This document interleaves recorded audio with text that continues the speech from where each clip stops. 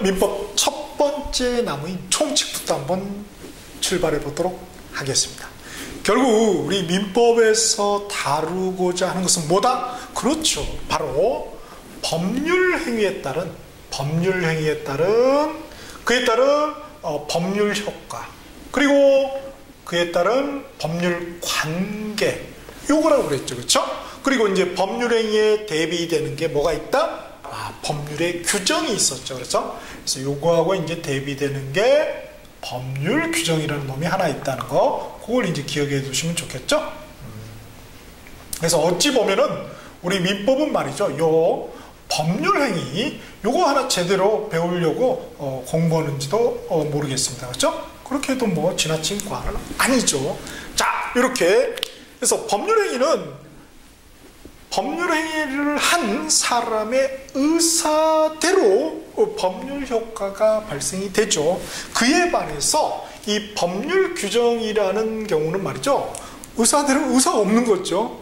법에서 정한 대로 법률 효과가 발생이 됩니다. 그렇죠? 자, 그러면 여기서 먼저 말이죠, 우리가 법률 행위를 한번 좀 더 구체적으로 한번 보자는 거죠. 어떤 관계적인 측면에서. 자, 그거는 우리 한권으로 따자. 민법의 이제 첫 번째가 보면은 총론이라고 나와 있습니다. 그 총론이라고 나와 있는 페이지 보면은 법률 행위 흐름도라는 게 있을 것입니다. 자, 찾으셨어요? 자, 법률 행위 흐름도 보니까 먼저 맨 위에 뭐가 있습니까? 동기라는 의미 있죠. 그리고 의사표시가 있네요. 자, 아하, 그러고 보니까 의사표시 앞에 뭐가 있더라? 동기라는 놈이 있죠. 그렇죠? 자, 의사표시를 말이죠, 갑돌이가 10억에 내 아파트 사세요, 이렇게 의사표시를 했죠. 그런데 그렇게 10억에 사세요라는 의사표시를 하게 된 어떤 동기가 있겠죠. 예컨대 갑돌이가 뭐예요? 갑순이, 본인의 딸 갑순이 전셋집이라도 하나 얻어줘야지, 이런 어떤 동기를 가지고 그렇게 내 아파트 10억에 사시오, 이렇게 표시할 수 있잖아요. 그죠? 그래서 그렇게 우리 이 갑순이 전셋집으로도 얻어줘야지, 그게 뭐다? 이제 동기라는 말을 쓰는 거죠. 그래서 이렇게 동기에 의해서 그 다음에 뭐예요? 이렇게 의사표시가 있는 것이죠. 그죠? 그래서 갑돌이가 10억에 사시오, 이게 의사표시. 을순이가 뭐예요? 오케이, 10억에 사겠어, 이것도 이제 의사표시죠. 한쪽의 의사표시를 뭐라고 그래요? 청약이라고 그럽니다. 요청하는 거죠. 어떤 약속을. 내 아파트 10억에 사는 걸로 요청, 좀 약속했죠? 이게 청약. 우리가 뭐 결혼했죠? 이걸 뭐라고 그럽니까? 청혼, 그러죠. 우리는 다 알고 있다니까요. 단지 혼자 대신에 약자가 들어가는 것 뿐이죠. 그렇죠? 똑같은 거예요, 사실은.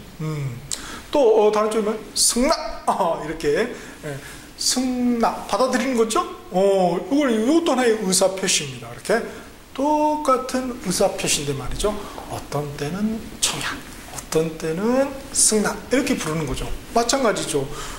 사실은 그 개념은 다 알고 있습니다.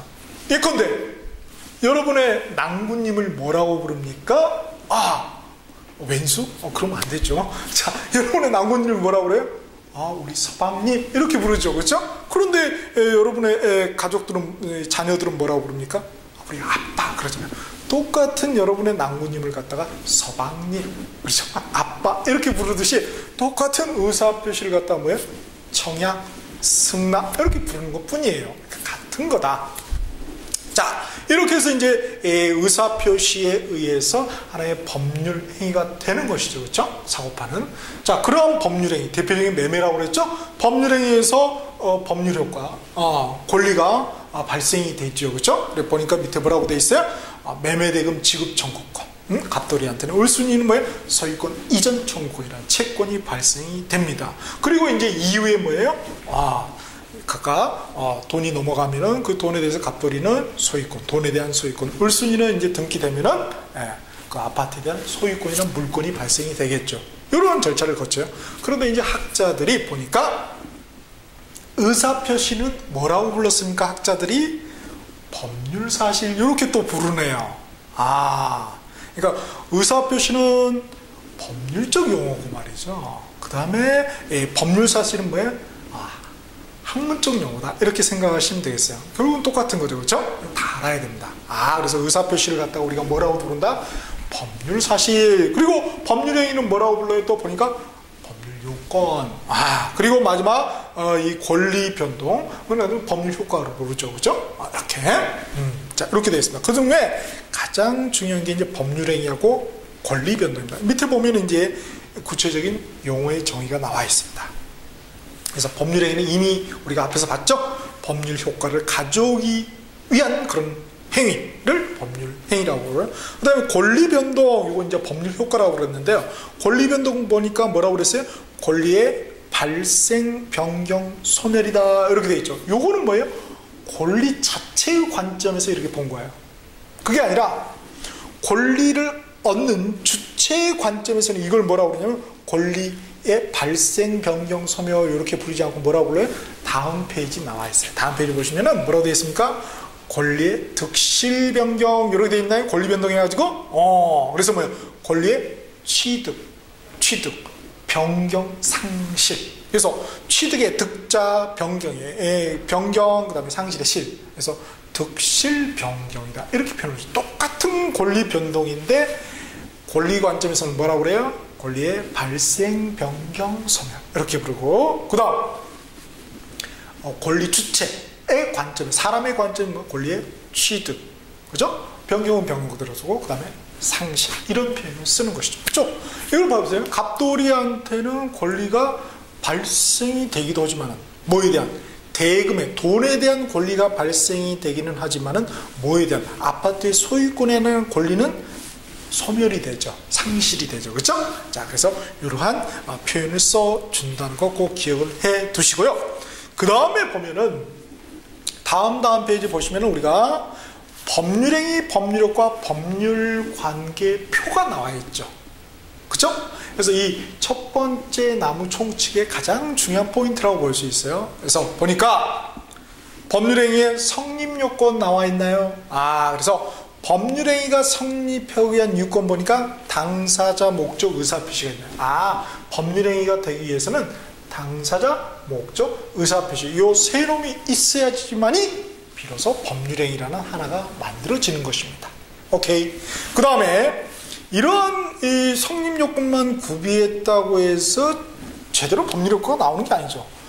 어떤 효력요건, 그죠? 이 성립요건이 제대로 돼야지만이, 그죠? 문제가 없어야지만이 제대로 법률효과가 나오겠죠. 그렇죠? 그런데 우리 법 전문에는 문제가 있는 걸 적어놨겠어요? 문제가 없는 걸 적어놨겠어요? 그렇죠? 문제가 없으면 말할 게 없는 거예요. 그런데 문제는 문제가 있는 거, 어떤 뭔가 문제가 있는 경우에 어떻게 한다? 어떤 그 사회적 약속이죠, 법은. 이렇게 문제가 생겼을 경우 우리 이렇게 한다. 그런 약속이에요. 그렇죠? 자, 그래서 먼저 당사자 봅시다. 당사자. 자, 당사자 보니까 당사자의 효력 요건은 뭡니까? 권리 능력, 의사 능력, 행위 능력이 있어야 돼요. 그 표에 보시면은 권리 능력은 뭐예요? 권리 능력이란 뭐예요? 목숨이 붙어 있으면 되는 거예요. 그렇죠? 목숨만 붙어 있어도 권리가 있는 거예요. 그 다음에 의사 능력은 뭐예요?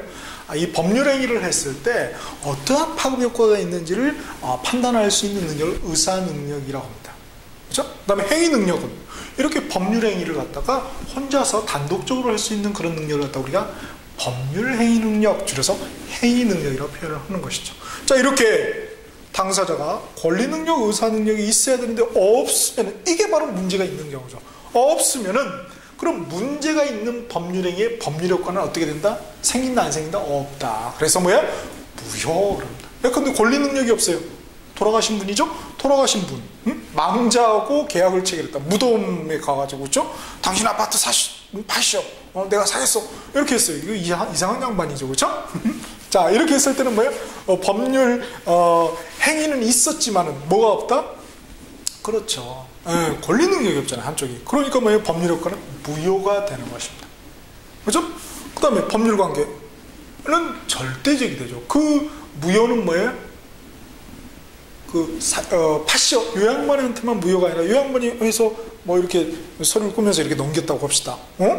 그런 경우 다른 양반도 어떻게 됩니까? 그 권리를 취득하기 못하게 되죠. 그죠? 그 파급 효과가 다 모두에게 미치는 거예요. 무효라는 파급 효과. 그래서 모두, 그래서 절대에서 절대적이다 이런 표현을 쓰죠. 그죠? 그래서 절대적 무효가 됩니다. 그래서 확실하게 무효가 돼서 확정적 무효. 그래서 절대적으로 모든 사람이 무효가 되면 절대적 무효 이런 표현을 쓰는 것이죠. 그래서 법률관계는 이렇게 절대적이다 칸에 나와 있죠. 그 다음에 이제 행위 능력이에요. 자, 이 행위 능력이 없으면 어떻게 될 거냐? 일단은 유효를 해줍니다. 일단은 이렇게 약속을 한 거예요.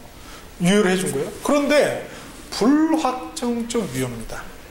확실하게 정해진 게 아니다. 불확정적이라는 것은 뭡니까? 우리가 다른 표현으로 유동적이다 이런 표현을 쓰는, 유동적이라는 흘러갈 수도 있다. 어디로? 무효로 흘러갈 수도 있다. 그래서 뭐를 딱 하면은, 취소를 딱 하게 되면은 이게 무효로 흘러갈 수가 있는 것입니다. 오케이. 자, 그래서 이렇게 된다는 거. 그리고 역시 뭐예요? 그 법률 관계는 절대적이 되는 것이죠. 절대적이. 그래서 취소하면 무효가 되면은 그냥 다 무효로 돼버린다 이거죠. 모든 사람에 대해서. 자, 그래서 이렇게 문제가 있는 당사자의 법률행위, 문제가 있는 법률행위의 법률효과, 그리고 법률관계를 한번 봤습니다. 자, 이번에는 두 번째 이제 목적이죠. 여기서부터 이제 본격적으로 우리 시험 범위에 들어갑니다. 목적. 그 목적이 말이죠. 이제 문제가 있는 경우. 보니까 목적이 효력 요건이 뭡니까? 문제가 없으면 확정 가능성, 실현 가능성, 적법성, 사회적 타당성 이런 말이죠. 확정. 뭐라고 딱 정할 수 있는 그런 가능성이 있어야 된다. 그리고 또 실현 가능성이 있어야 된다. 법에 맞아야 되겠죠? 그리고 사회적 타당성이 있어야 된다는 거예요. 그런데 그런 게 없게 되면 어떻게 된다? 법률 효과는 무효가 된다는 거죠. 그리고 또 법률 관계는 절대적이에요. 이 무효가 모든 사람에게 미친다는 거죠. 그렇죠? 자, 이런 거는 딱 요약 정리한 거죠. 요거를 갖다가 우리가 뭡니까? 법조문 그리고 판례를 통해서 이해를 해야 된다는 거예요. 그렇죠? 자, 그러면 그 조문이 바로 우리 두 번째 큰 테마로 해서 목적이라고 나와 있죠? 쭉 넘기시면은 이 해가지고 목적이라고 되어 있습니다. 그래서 밑에 그림으로 정확하게 표현했죠? 자, 목적의 효력 요건에 흠결이 있는 경우, 이제 대표적으로 뭐예요? 사회적 타당성이 있어야 되는데 그 목적이 사회적 타당성이 없는 경우에 법률행위의 법률효과, 법률관계는 어떻게 되느냐? 자, 그림 봅시다. 자, 갑을이 나와 있죠? 요게 이제 당사자겠죠? 그 목적이 이제 뭐예요? 서로 사고 파는 거다. 그렇죠? 목적이. 근데 그 목적이 뭐예요? 보니까 반사회 질서적이다 이래요. 사회 질서에 반하는 거예요. 그런 경우에 법률 효과는 뭐예요? 효과가 없다. 무효다. 확실하게 무효다. 그래서 확정적 무효라고 그럽니다. 왜? 우리 사회를 지키기 위해서 이런 걸 딱 정해놓은 거죠. 그렇죠? 또 역시 법률 관계는 절대적이에요. 그 무효가 절대적이라는 건 뭐예요? 제3자도 무효가 된다는 것이죠. 그렇죠? 그래서 모든 사람에게 법률 효과, 무효가 미친다는 겁니다. 자, 그거는 뭐냐면 결국 뭐예요? 결국 그림상에 그 병이 있죠. 병, 제3자죠. 이 병도 뭐예요? 예컨대 을이 말이죠. 이렇게 해서 등기를 넘어왔어요. 이 을이 그 등기를 갖다가 다시 병한테 이렇게 넘겨줬을 때 병이 비록 선의일지라도 권리를 취득하지 못한다. 이런 말이 되는 것이죠. 자, 이렇게 해서 항상 우리 민법은 뭘 다루고 있다? 문제가 있는 법률 행위에 따른 문제가 있는 법률 효과, 문제가 있는 법률 관계를 다루고 있더라. 자, 그걸 항상 어디서 확인해야 된다? 그렇죠. 법조문에서 확인해야죠. 그러면은 법조문을 볼 수 있어야 되겠죠. 어떻게 법조문이 구성되는지 한번 봅시다. 자, 그거는 어디 나와 있냐면은요. 우리 총칙, 그죠? 총칙 바로 앞 페이지에 나와 있어요. 그래서 민법 및 민사특별 핵심 해가지고 맨 마지막 장에 법조문 구성 이렇게 나와 있죠. 총칙 바로 앞에. 자, 보니까 우리 뭐 요거는 말이죠. 우리 중국 음식 생각하면 쉬워요. 중국 음식. 음식을 생각합시다. 자, 음식에는 여러 가지 종류가 있죠. 쪼개져 있죠. 그렇죠? 중국 음식 편이 있고, 그게 뭐예요? 편입니다. 편. 응? 중국 음식이다. 그 다음에 장은 뭐예요? 중국 음식도 또 여러 가지 밑으로 나눠지잖아요. 그죠? 면이 있죠. 면. 응? 면. 면이 있어요. 뭐 짬뽕도 있고, 뭐 면도 있고, 그 다음에 뭐 탕수육도 있고, 만두도 있고, 여러 가지 그 중에 면. 그 다음에 그 면에 또 세부적인 게 뭐예요? 예컨대 짬뽕이 있다. 그게 뭐예요? 짬뽕이 바로 조입니다. 조. 몇 조, 몇 조. 그 다음에 그 짬뽕에 보면은 여러 가지 구성물이 있죠. 뭐 홍합도 있고, 그죠? 뭐 오징어도 있고, 뭐 이러잖아요. 그죠? 이런 구성물들, 내용물들은 뭐예요? 보니까 여러 가지가 있잖아요. 항이 있고, 호가 있고, 목이 있더라. 자, 요거를 갖다가 표시하는 방법이면 편은 뭐 제 몇 편, 그렇고, 장은 제 몇 장. 그 다음에 조는 제 몇 조, 이렇게 돼 있는 경우도 있고, 제 몇 조의 몇, 이렇게 돼 있는 경우도 있어요. 그 다음에 항은 동그라미, 원문자를 씁니다. 1 동그라미, 2 동그라미, 1항, 2항, 3항이 되겠죠. 그렇죠? 그 다음에 호는 점을 써요. 1점, 2점, 3점. 그래서 1호, 2호, 3호가 되겠고, 그 다음에 목은 뭐예요? 가, 나, 다를 씁니다. 그래서 가목, 나목, 담, 이런 표현을 씁니다. 자, 그러면은 거기서 이제 제일 중요한 게 요 항이라는 거죠. 항. 자, 항은 보니까 기타란에 보니까 본문하고 단서 이렇게 돼 있죠. 그렇죠? 본문은 뭐냐면은 본문이 일반적으로 다 본문입니다. 그렇죠? 본문은 그래서 원칙적인 내용이에요. 그에 반해서 단서는 다만 이렇게 시작해요. 그러나, 다만이나 그러나 이렇게 어떤 단서를 단다 그러죠. 우리가 그런 경우는 예외적인 내용입니다. 결국 그래서 원칙과 예외. 예가 없다면 뭐예요? 원칙만, 즉 본문만 있겠죠. 그렇죠? 이렇게 조문은 구성이 돼 있더라. 자, 그러면 역시 우리 두 번째 목적이라는 데 다시 한번 가볼까요? 목적에서 103조부터 시작되죠. 자, 103조 찾으셨나요? 오케이. 자, 103조를 보니까 조문의 제목이 나와 있죠. 반사의 질서의 법률행위 나와 있나요? 오케이. 그 다음에 뭐라고 되어 있어요? 요게 이제 내용이 되는 거죠. 법문이죠. 선량한 풍속, 기타 사회질서에 위반한 사항을 내용은 뭐라고 한다고 그랬어요? 목적이라고 했죠. 그렇게 목적이 그런 경우로 하는 그런 법률행위, 문제가 있는 법률행위는 뭐로 한다? 법률효과가 무효로 한다. 이렇게 되어 있죠. 그래서 이거는 법문으로만 구성이 되어 있어. 단서가 없죠. 원칙만 있는 거예요. 예가 없다. 왜? 우리 사회를 지켜야 되니까. 그렇죠? 선의 제3자보다 우리 사이가 더 중요한 거죠. 우리 모두가. 오케이. 그래서 이렇게. 그래서 조문은 항상 이렇게 구성이 되어 있습니다. 법률행위, 법률과 법률관계로 구성이 됐죠. 선생님, 법률관계는 없는데요? 있죠. 제가 가로로 이제 절대적이라고 해놨는데, 왜 절대적이 되냐면은 단서가 없으니까. 그렇죠? 뭐 선의의 제3자에게는 그렇지 않다. 이런 말이 없잖아요. 그러니까 뭐예요? 모든 뭐예요? 절대적이죠. 그렇죠? 우리가 뭐 신도 보면 모든 심 절대심 그러잖아요. 똑같은 거예요. 그렇죠? 자, 이렇게 반사의 질서의 법률행위 103조를 한번 봤고요. 아, 조문이 이렇게 구성이 되어 있구나. 결국 조문에서 얘기하고자 하는 바는 뭐다? 법률행위, 법률효과, 법률관계다. 그겁니다. 그렇죠? 그걸 이제 기억하는 거죠. 그 다음에 이제 104조를 볼까요? 104조는 불공정한 법률행위 이렇게 나와 있네요. 역시 당사자의 궁박경솔 또는 무경험으로 인하여 현저하게 공정을 잃은 법률행위 역시 나오네요. 그럼 법률행위는 무효로 한다. 법률효과. 그쵸? 절대적 무효가 되는 거죠. 자, 이렇게 조문이 구성이 되어 있다는 거. 그리고 조문상에 보면 그 또는, 제가 음용도체는 또는 그리고 오면 X다 이렇게 해놨죠. 또는은 뭐예요? 그런 것들 중에 하나만 충족해도 이렇게 된다는 거예요. 그리고는 뭐예요? 모두 다 충족해야 된다는 거예요. 그런 어떤 접속도 우리가 구별을 해낼 줄 아셔야 되겠죠. 그렇죠?